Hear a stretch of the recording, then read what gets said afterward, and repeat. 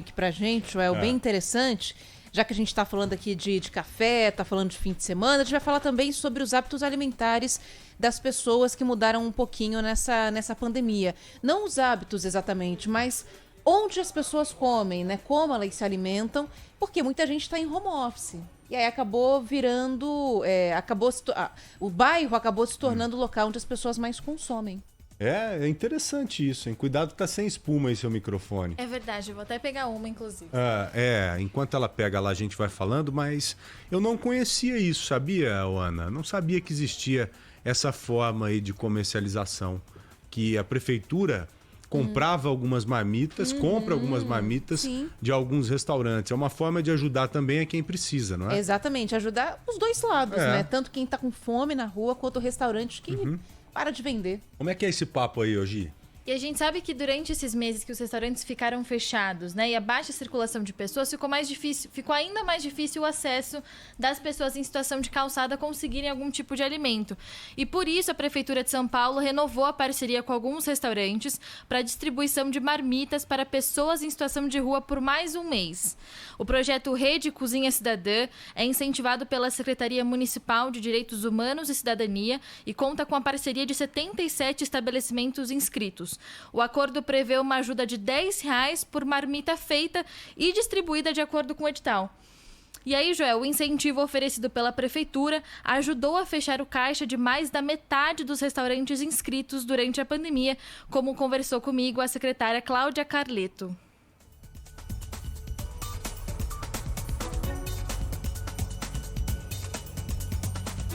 Se você pegar as 7.500 diárias e dividir pelos 77 inscritos, você tinha uma média de 97 marmitas por dia para cada restaurante. Aí você faz 97 vezes 30, esse restaurante produziu 2.900 marmitas no mês.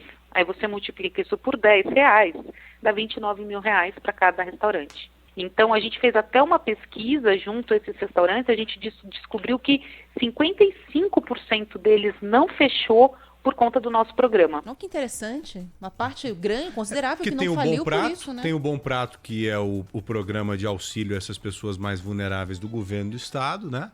Que inclusive tem tido um papel primordial agora nessa pandemia, e essa ação da prefeitura, que passou a ser conhecida devido à necessidade extrema agora, né, Ogi? Exato, e ajuda não só quem está em situação de rua, como os restaurantes, que é um setor super importante, não só aqui na capital, mas de uma forma geral para o país inteiro. E aí, Joel e Ana, são quase 8.000 refeições diárias distribuídas em 15 pontos aqui da capital paulista. Os locais escolhidos levam em conta a oferta de alimentos e a concentração de pessoas em situação de rua. Sendo assim, as regiões que mais recebem são Sé, Moca, Santana, Lapa, Pinheiros, Santo Amaro e Vila Mariana. A secretaria reforça que a distribuição das refeições é feita de forma itinerante, evitando aglomerações.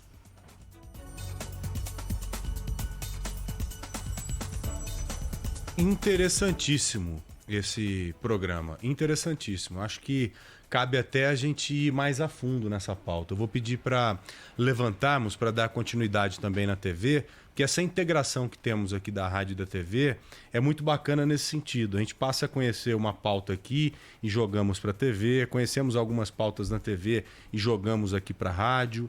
Então, olha, eu me interessei muito por isso. E é bom saber que esse programa tem auxiliado centenas de pessoas, né?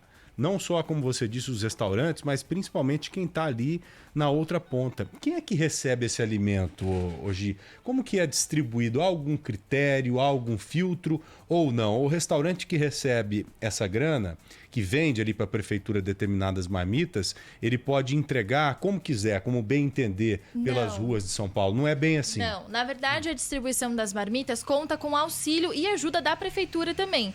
Então, aqui eles falam que são 15 pontos na capital, eles se encontram... Enfim, há um acordo entre os restaurantes quando vai haver essa distribuição, até para não aglomerar as pessoas. E aí eles contam com uma van escolar e vão distribuindo entre esses bairros que eu citei aqui em São Paulo. Não é diário. É diário, a distribuição é diária nesses principais bairros. São 15 pontos mais fixos entre esses bairros, mas como a Secretaria ressaltou, é de forma itinerante. Então, eles estão sempre pelas mesmas regiões, mas em alguns pontos diferentes, às vezes numa rua diferente. Essas vans são contratadas pela prefeitura ou são da própria prefeitura? Isso, da própria prefeitura. Eles recolhem nos restaurantes isso. e entregam na rua. É muito legal. Eles fazem a entrega. Muito interessante. Bacana, gostei. Ótimo, valeu hoje, ótimo. E um ponto que é legal que ela conversou comigo, desde abril, quando começou esse edital, desde abril até agora, mais de 909 mil marmitas foram entregues. Começou agora, em abril desse ano? Abril desse ano por conta da pandemia. E deve ser algo que deve perdurar, que deve ficar daqui para frente. Se houver verba para manter isso daí, eu acho bastante interessante. Até porque a gente não deve acabar a pandemia, as pessoas vão sumir das ruas. Isso não vai acontecer. Exato. Isso depende de um reaquecimento do mercado, absorver essas pessoas. Tem uma série de questões, né? Exato. E temos mais moradores de rua pelas ruas da nossa cidade. Isso você comprovou em uma pauta que fez recentemente. Muito então mais. É um programa para ser mantido, como você bem colocou aí, Ana e Gi, até que as coisas voltem ao normal. Se é que voltarão em um curto espaço de tempo, né? Exato, até porque, Joel e Ana, o edital estava previsto só para funcionar durante 3 meses, ou seja, de abril até junho. E agora eles prorrogaram para mais um mês e a Secretaria ainda afirma que não há previsão de quando vai encerrar. Eles renovaram, mas tudo isso depende de até quando a capital vai ficar nesse estado de calamidade.